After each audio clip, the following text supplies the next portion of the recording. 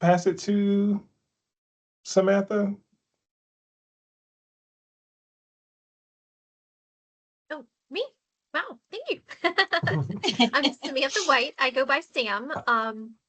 A lot of the times I feel like I'm in trouble if you call me Samantha, so that's the reason for the pause there. No, you are in trouble. That was absolutely.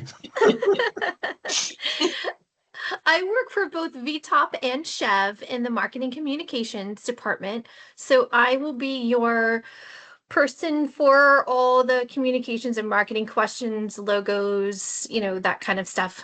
I do work part-time, so sometimes I'm a little harder to catch than some people, but I try to make myself available as much as possible. And I just wanted to say welcome to everyone.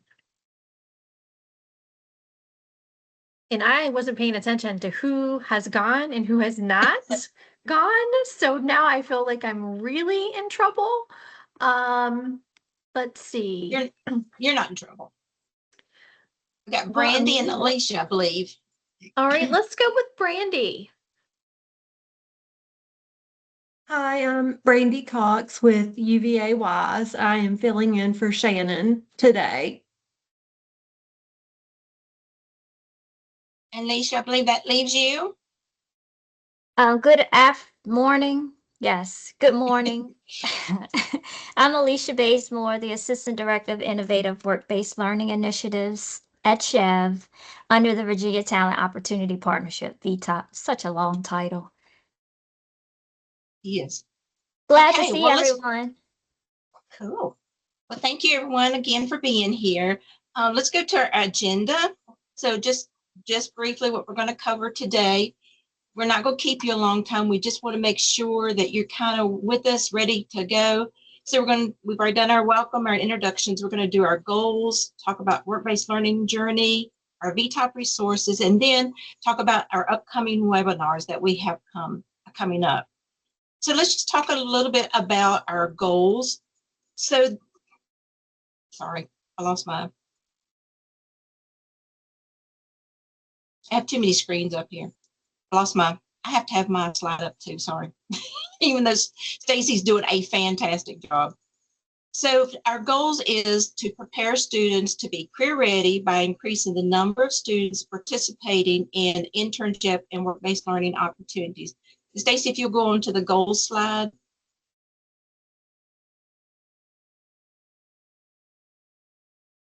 Thank you. So this is VTOP's goals. So, and also we want to ensure that every graduate of a Virginia 2 and a 4-year institution has the opportunity to participate in at least one paid or credit-bearing student internship or work-based learning opportunity.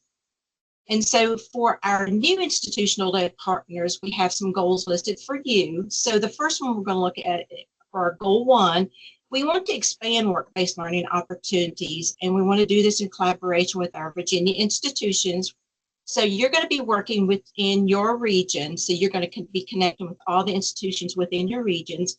And some of the objectives that you'll be doing is you'll be facilitating activities for students that are within your region, and this will be including all of the institutions. You want to convene and coordinate a stakeholders group because you want to meet regularly with them. And then you also want to include myself and Lauren, whichever region you're in, so that we are included in your stakeholder committee meetings. And we'll also be having some training for you because we want you to know how to convene a stakeholder group, how to hold meetings, and what to include in the agendas for them.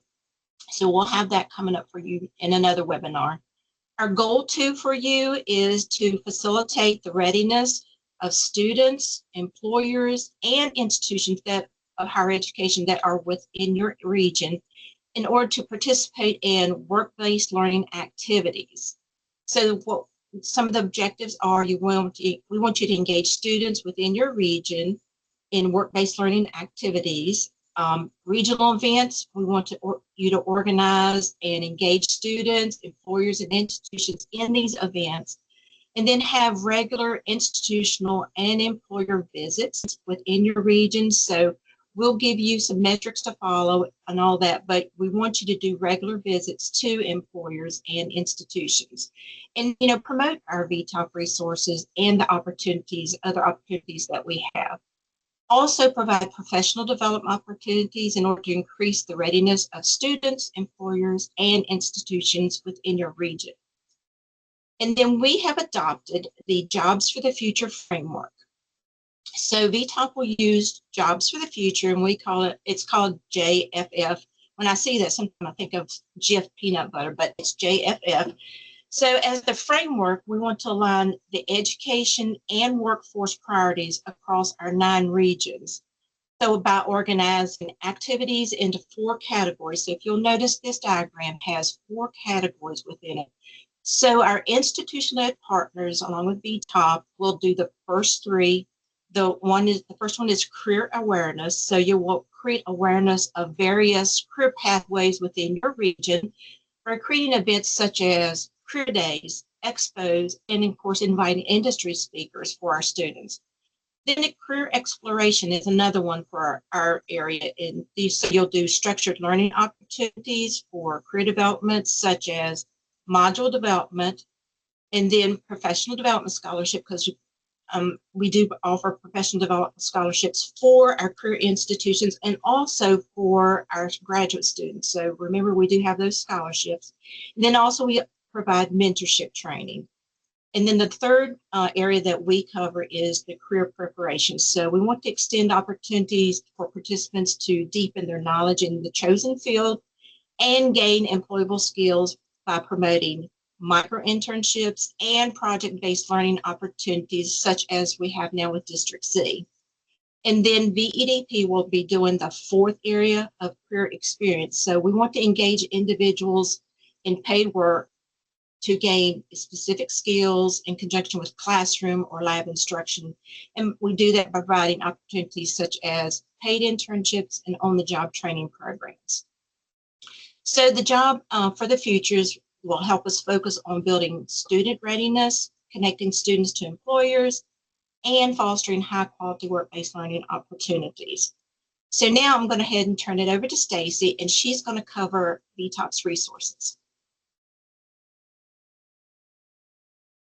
And this slide highlights the wide range of resources that VTOP provides to support student, employer, and institutional readiness for internships and work-based learning opportunities. So let's start with student readiness. Students have access to readiness modules that help them understand what employers expect, how to communicate effectively, and how to prepare for professional settings. There's also a student internship toolkit, video resources, and professional development scholarships available for graduate students who want to deepen their work-based learning experience. And of course, we celebrate student success each year through Virginia Intern Day, which recognizes outstanding interns and employer partners across the state. Moving on to employer readiness, VTOP provides employers with training modules, a readiness toolkit, and opportunities for recognition during Virginia Intern Day. Employers can also participate in mentorship training with Carolyn, helping them build strong, supportive internship environments. Finally, we have institutional readiness. This includes access to institution-led regional partnerships, career champions modules, and professional development scholarships for staff or faculty. VTOP also provides institutional grants to help institutions and universities build infrastructure for internships and work-based learning programs.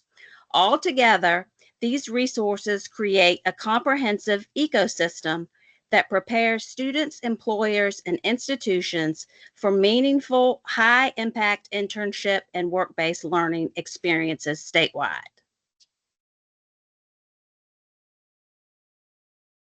Thank you, Stacy. So this is just a breakdown of our institutions where the grantees have been awarded. So I'm not going to read it out to you because I know you can read. But, we thank each one of you for applying and also so thankful that you have been granted the award. So we are really looking forward to working with you. And the next slide will give you a breakdown who your connection is.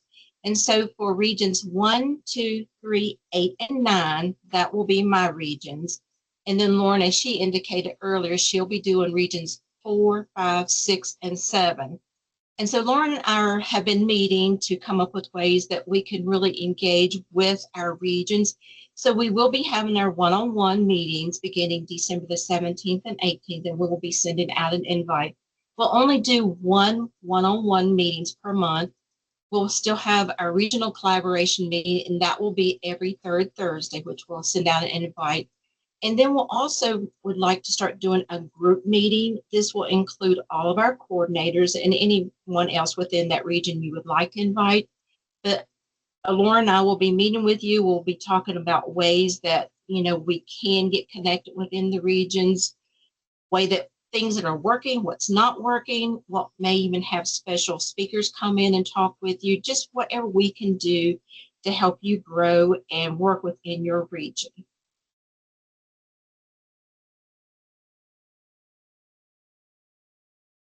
Thank you so much, Carolyn. And so now I'll talk a little bit about our Virginia Intern Day events. And so if you're not familiar, here in Virginia, I think about 2022, a proclamation was signed by our Virginia governor in which the last Thursday in July will actually recognize employers who have really provided these robust internship programs that really benefit our future leaders and our students.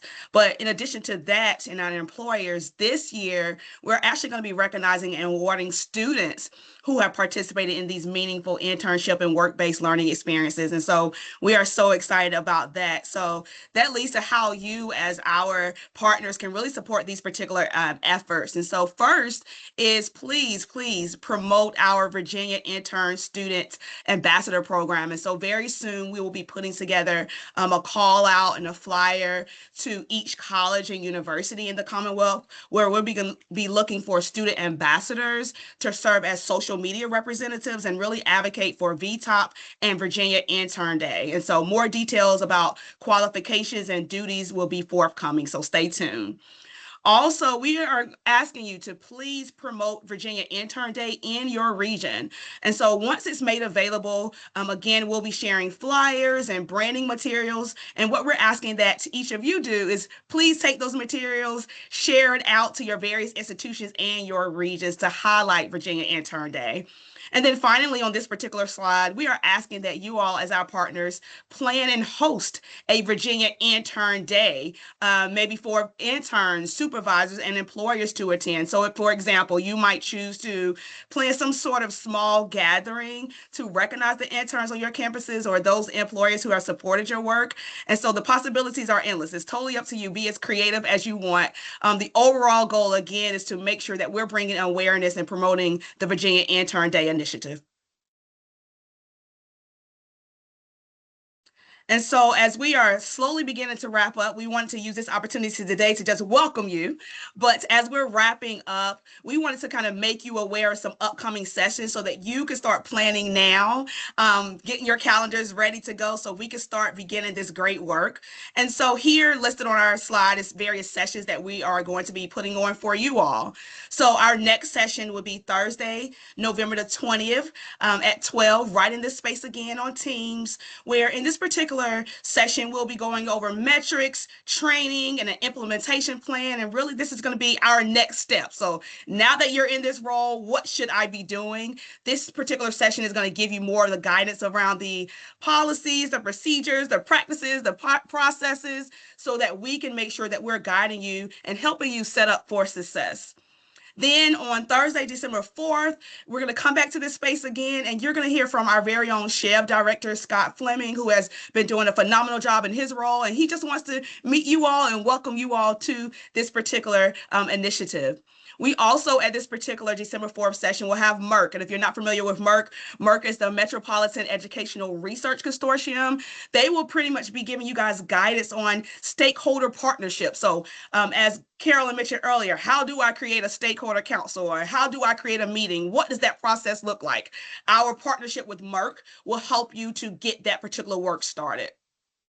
Also on December 4th, we have another speaker who will be talking to you about Teamship Virginia. So we have a partnership with District C, and we just launched a pilot initiative called Teamship Virginia. And this, if you're not familiar with it, I encourage you to do more research on it, but it's a great initiative that really helps to amplify our goal around expanding work-based learning experiences across the state. And so this particular partnership allows our students across the state to get into teams of 4 and really build their team dynamic and interview business leaders and partners to really better understand some business problems. And then they work together as groups and teams to create a proposal around solutions to close the gaps in this particular problem. And then they end this particular project with a large-scale pitch day where they present their proposal to the key stakeholders. So we're going to have District C come out to you all to talk to you a little bit more about Teamship Virginia. And then January 14th and 15th will be our in-person day training. This is bringing everybody together in the great city of Richmond, Virginia. This will be required for all of our PIs and coordinators. Again, this will be an opportunity where we're continuing to look at ways that we can support you in this particular work to help you get ready to lead this critical initiative that we have here. And so we'll be doing various sessions where we'll present at that time our guidebook that we have been working on. This particular guidebook will be a great resource to really remind you about your roles and your responsibilities. Embedded into that particular guidebook will be templates for you to use, checklists, terminology, branding messages, and so much more. That agenda is forthcoming. We're working on it now. And that will be shared out in December to kind of help you know the outline and structure and order for that particular day. And so we are encouraging you. We want you to follow us so that you can stay abreast of the experiences, the programs, and the activities and events that we have in VTOP and SHEV. So please stay connected with us. You can also scan that QR code that takes you directly to our website so you can learn more about the great work that we're doing. Many of us are on the call today. We introduce ourselves. If you have any questions or concerns or anything that we can do to support you, please let us know. We're in this together. You're not alone. So let us know how we can support you. What we'll do now is we'll open it up to see if you have any questions for us.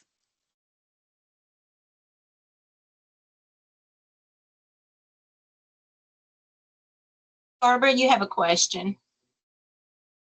Hey, everybody. And I do apologize. We're building a new biology building and they just started the pounder. So if that's in my background, I do apologize. So I'm just going to say that I believe that your stakeholder group that you have here right now are kind of PIs, right? So I'm the PI. Matt, I'm sure you were the PI, right? And we might have to be doing hiring. And I do remember for your RFP, there were some items saying we want a job description, and there was even some language that says you might need to be a part of the search committee. So, and I have two questions. So the first question is, obviously we're trying to get MOUs signed and executed and budgets running up. Do you have any advice for the PI who is now looking to fill this position as, coordinator, which is going to be great because I hear some of the training that those new coordinators for people who are just, they don't have any idea about VTOP and these regions and the approach, they're really going to need this, this great training. So I'm so appreciative of that. Does anyone have any advice or any other guidance on the RFP language about the hiring of the dedicated person? And in your minds, because as we know, sometimes higher education goes slow, if you are thinking that probably the good goal is that that person is onboarded and in and ready to go at a minimum by January 1st, or if not by December 1st. So just if you could expand a little bit about that, that would be great. Thanks, Barbara, for that question. One of the goals, and we've taken a lot of lessons learned from kind of previous operations and how, the regional collaboratives help to give a framework of how we can move forward, especially with this new reimagined approach. And just to kind of backtrack a little bit, our budget language does specify that we do some level of work around career readiness and so forth. But what we learned in our previous experience that everyone had a different level of experience in doing this type of work in terms of outreach to employers, engagement with institutions, and with stakeholders. So we wanted to make sure that we facilitated this new reimagined approach in a meaningful way, and we addressed some of those gaps. So having said that, we were looking for institutions. We know that institutions hire and recruit their own individuals to facilitate this work. But we thought it was still important for us to be involved in that process. So that means in your onboarding or hiring and recruiting, we're asking that you at least share the job description with us. We've had one of the institution-led partners that already shared their job description with us. And so if you can share your job description, and then, if we have any other thoughts or feedback, because from what we've experienced before, we want to make sure that we're still addressing that in the JD, that you're addressing that as you consider their onboarding and recruiting. The other thing that we wanted to ask, as you mentioned, that was in the RFP, we asked that we are part of the interview panel, because it's critical, because we're kind of taking from our previous experience, the expectations from the state around the work that we're doing as well. And we want to make sure that we can contribute to the conversation around you making the best decision for recruiting the candidate. So we are asking possibly if you can get the candidate on board, and we know the nuance around recruiting and hiring because we have the same challenges too. If you can get the person on board, if you're able to recruit by December 1, that's great. If not, the ultimate date we would like is to make sure that the person is on board to come to the in-person session in January. So if you can at least get them on board by January, that would be great. Now, if something happens and you're unable to do that, we're just asking that you let us know, so that we'll have to make another modified type of training to ensure that that individual gets all of the information that we will be presenting on those 2 days.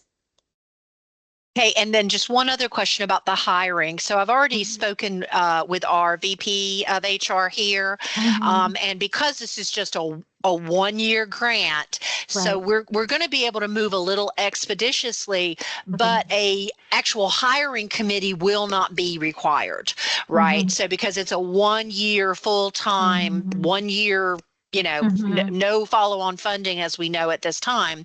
So if it was something where, let's say I'm reviewing resumes and I'm doing sort of those individual interviews, I don't have a committee per se. So is it that I just reach out to, I believe the contact is Lauren. So do I just reach out to Lauren and say, hey, here are my 3 candidates, do I just have a conversation with her, or, do you want them to be a part of those interviews? Because like I said, my structure here at ODU, I can be the hiring manager. Yeah. No committee. Okay. So and if that's the case, you can just automatically hire. We do ask that you reach out to Lauren so that she can see the resumes and the candidates. If you have interviews with the candidates, if Lauren can participate in the interviews, we ask if that's possible for her to help with the facilitate. I know it's not required for you to have a panel, but if she can sit in on them, that would be great too. Again, just kind of thinking through the expectations, right, from the state level. And and I understand, and I think you guys did a great job articulating in the RFP, this can't be funding for an existing employee. You guys did a great job, that literally we are hiring somebody to do this job. As I noted in my proposal, there's no virtual, there's no offsite. This is a Monday through Friday in my office. We already have an office ready for that person. So I think you guys did a great job on that RFP, really clarifying I'm so glad that. to hear that, Barbara. Thank you so much on that. Absolutely. And I know other people have hands up, so mine can wait. No worries. Hi, Mary. Hello. Of course, I have a question. So my question is about the current companies that are currently hosting interns with the matching funds with iQuasar. I was just wondering, when are you guys going to be communicating with them about the changes and what? Because I'm just wondering, should I be reaching out or should I be waiting for you to do that? So I was just kind of wondering what's going on with that and when. Yeah, thank you, Mary, for the question. So, no one on this call should be reaching out to the employers. That's all handled between us and VEDP. We are waiting on VEDP, and then we will be sending something out to those employers. And then we'll also host an information session. VTOP and VEDP will host an information session for those employers as well to discuss the change and if they have any questions regarding that change. Regarding the changes, we'll be able to address that in the information session. So yeah, you all would not be doing anything around the matching grants on So that do portion. you have any idea about when, like the timeline? Because doesn't the iQuasar contract The iQuasar expire November contract, 30th? it does. And Because I'm just thinking I of those students that are working right now, and maybe if they're working through the end of the semester, what is that going to mean for So, them? so if they are still with the staffing agency, so the employer has the option to continue to keep the student on the staffing agency, and then VEDP will reimburse the employer through the time of the contract that they have, the existing contract that they have. Then beyond that, the employer will have to follow VEDP's new process that they'll have in place. So I understand that the time is coming close, but we have a partnership now, so we can't react independently. We have to react in tandem with each other. So right now, I do have a meeting this afternoon with VEDP, so I'm hoping to get some more feedback from them regarding that. But we will be informing them, and they will have notification on what their next steps will look like. The Okay, employers. thank you. You're welcome. Can I ask my two others now? Yes, Barbara. Okay, thank Feel you. free. Okay, so I know there's a lot of language that has been put out that us as new PIs and these institutional leads, like this was effective as of November 3rd, right? Yeah. So obviously, when we did our turnover from the pre-existing three-year-old grant holder, we got the Region 5 emails and contacts. So I would love to have a little guidance because obviously we want to communicate with them, and they have received some Region 5 communication. And if there was any advice that you would give us to say, yes, we took over as of November 3rd, but we've got a little bit of time where we have to reorganize. We have to hire. We have to go through your training process, which is extending into January. So is it wise, or what advice would you give to, for example, my Region 5 people to say, we're kicking off in January. We're going to give you the schedule. We're going to be working with you. We're going to have these annual meetings. What are we doing now between November 3rd and December 31st? Any advice on that? Yeah, that's a great question. And we also considered the fact that we understand that many of the institutions were ending. Well, the academic semester was ending. So we felt like a lot of this work that we're doing right now is helping to get everyone trained and on board regarding this new reimagined approach, the metrics and all that, because the state is really looking at how we're yielding these outcomes. We thought we were going to take this approach very differently and make sure that we do all this upfront work to ensure that when you're able to deploy out and do a lot of this work, that you have a strong foundation and understanding of what the expectations are. I know Courtney's hand is up. So I will open that question up to you all too. If there are some stakeholders who are reaching out already to you all, if there's something that you want us to do to make sure that the stakeholders are aware. I know we put the information in the newsletter, in the VTOP newsletter, and we did I think Carolyn and Stacy and then they did the closeout with the previous regional collaborative members. And I think there were some letters or something that was sent out to the stakeholders, or you informed the stakeholders about the change. So I think everybody is somewhat aware about the changes, but if there's anything else that we need to do to make sure that in between the time where you're onboarding, we're going through the training, I think this in January, after you go through that face-to-face training, we're ready to rock and roll. Like, you know, deploy all the resources out and ready to, start the programming. Right now, I think we still in a lull where we still have to kind of flesh out what that looks like in terms of how we're going to do the work using the Jobs for the Future framework. So, yeah, go time. Yes, go time in January. But if you all have any other suggestions regarding how we should make sure that we are informing stakeholders or existing stakeholders, we're open to the suggestions. I don't know that I have a suggestion for anything for you all to do, but just to share kind of what happened in Region 2. We worked with the folks who were managing or facilitating the previous grant over in the Center for Economic and Community Engagement. So in that closeout meeting, and Carolyn was able in that closeout meeting kind of try to do a seamless transition to lay it up to say, hey, here's what's going to be happening in the future. I went through and walked through what's in the grant proposal, so that folks kind of had a good understanding of what was in the grant proposal, and to make sure that they felt some connection to that. And then I met with our folks in Center for Economic and Community Engagement yesterday. We're going to try to create like a one-pager for this new grant, just so that we can send it to folks and let everybody know, hey, here, a reminder in case y'all don't like to read. Here's what's in the grant proposal. Don't act like everybody reads. Here's what's in the grant proposal. Here's what we're doing.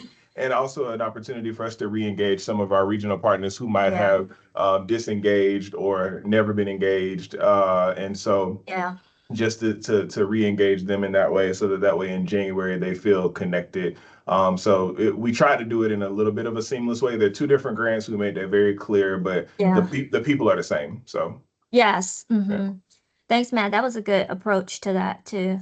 We appreciate that. Love it. Barbara loves it too. She gave a big heart. Any other thoughts or suggestions? Well, I think Carolyn had something, but I don't know if it was about my question or something else. Oh, sorry. I think Courtney. that was me. No, I just wanted to add on to that. I know that was more so stakeholder group specific, but in terms of other activities, I know Lauren and Carolyn touched upon that November 20th session. So there will be still work to do between, November and January.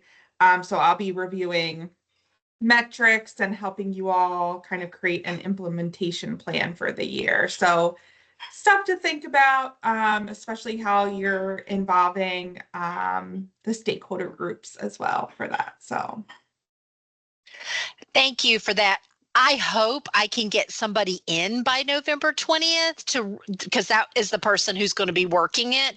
But obviously I'll be attending and try to record. And I don't know if you will have a white paper or something you can give as far as guidance for that person. And then, if there would be, obviously we all know that we all need to be where we need to be in January, right? PIs and admin. So if there was any refresher on that November 20th one, that would be really helpful as well. Yes, absolutely. So there are documents written up outlining the guidance for using all the tracking documents, guidelines for metrics. We want to make sure we're supporting you all.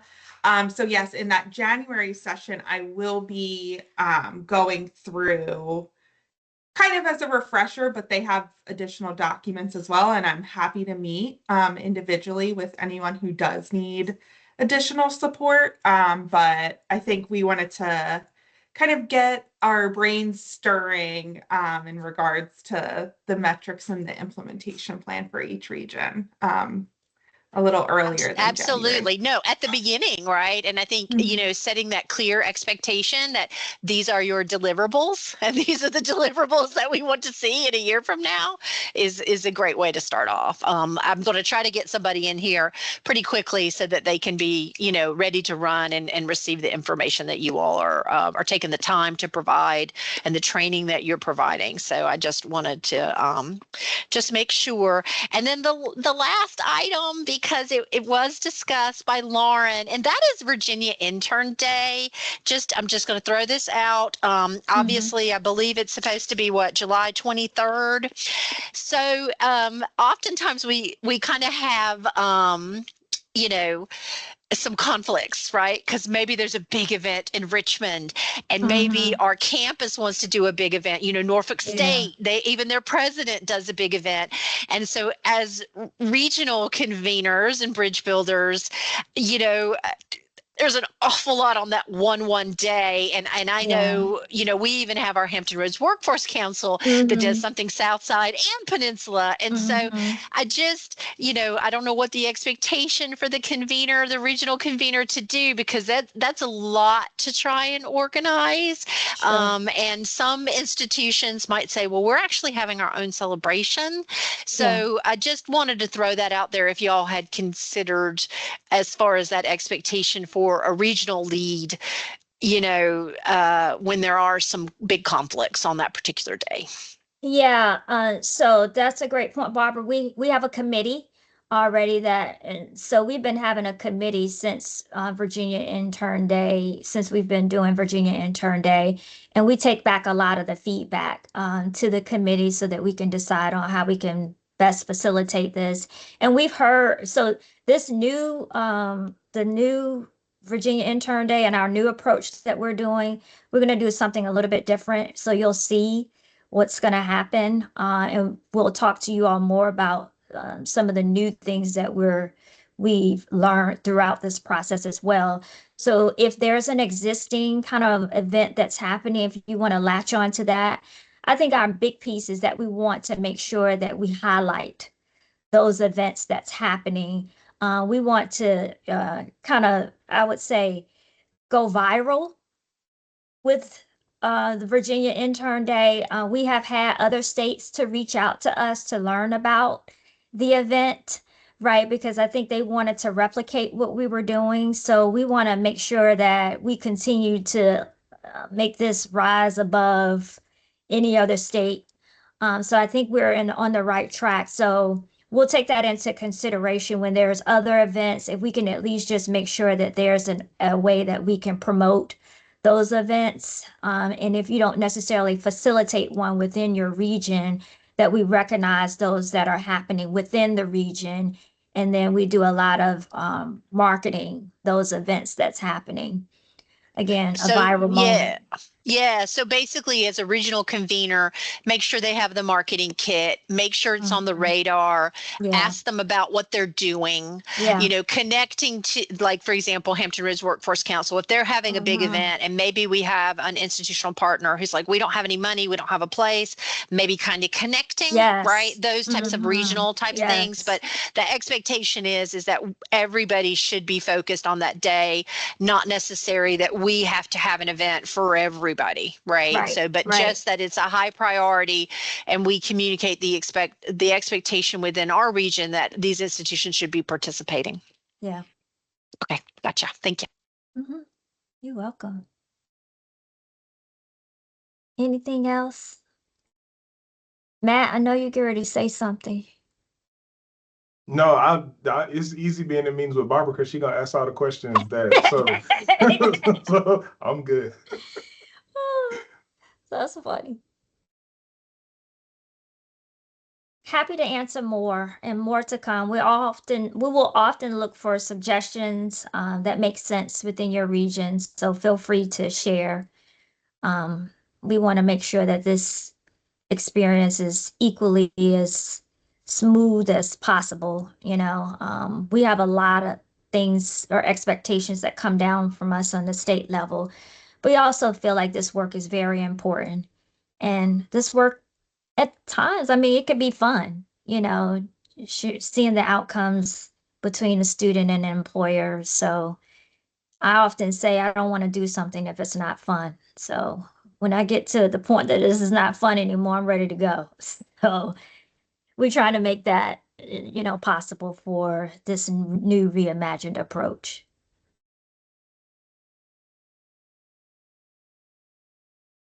All right. I don't want to hold you. If you have anything else, feel free to reach out. More to come. We'll see you all again on the 20th, right? Well, thanks.